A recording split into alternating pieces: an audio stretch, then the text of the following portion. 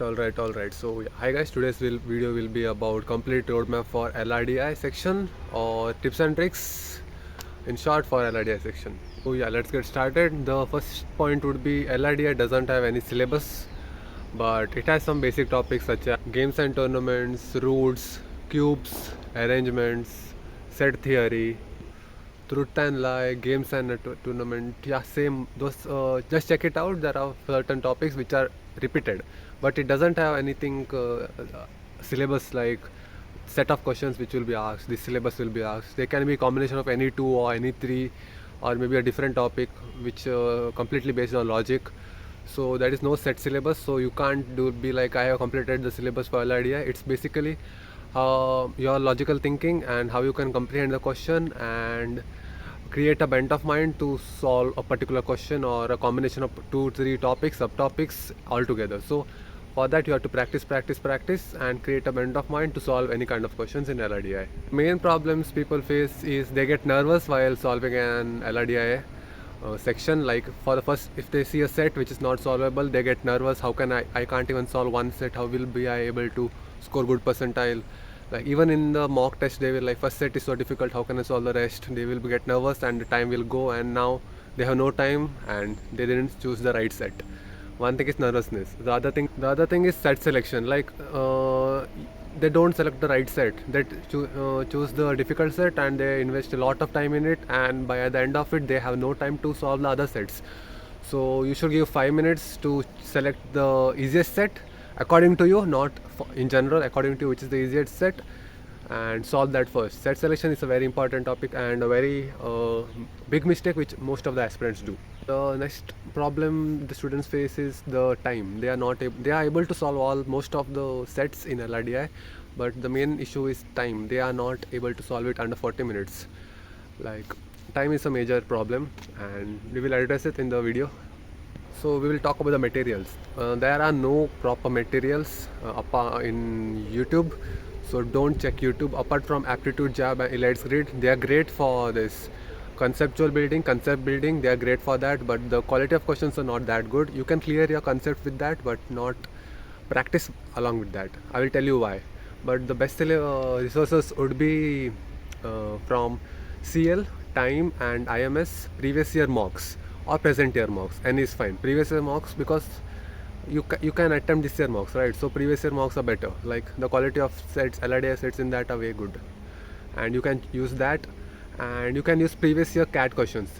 You should use that at the last 2 months as mocks. I will let you guys know in the complete roadmap how you should do that. The one tip is that guys, you should use YouTube only for building your conceptual clarity or clearing the concepts.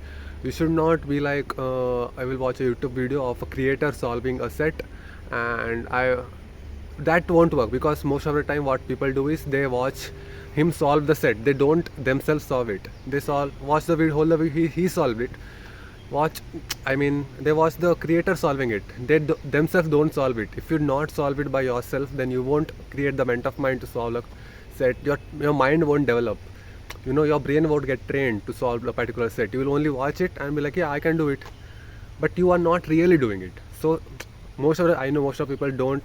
If you see a question, you won't pause the video and solve it yourself. You will watch the creator solve it, right? It's convenient. So don't use YouTube. Use particular sets. Don't use YouTube. Also, spend more time with a particular set. Like if you are not able to solve a particular set, spend more time. The more time you give to that set, the more time you will brainstorm. You will find many ways to solve that.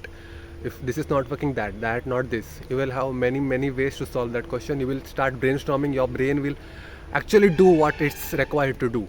So spend as much as time possible with a particular set. If it's not solving, don't just leave it and see the answer solution of that.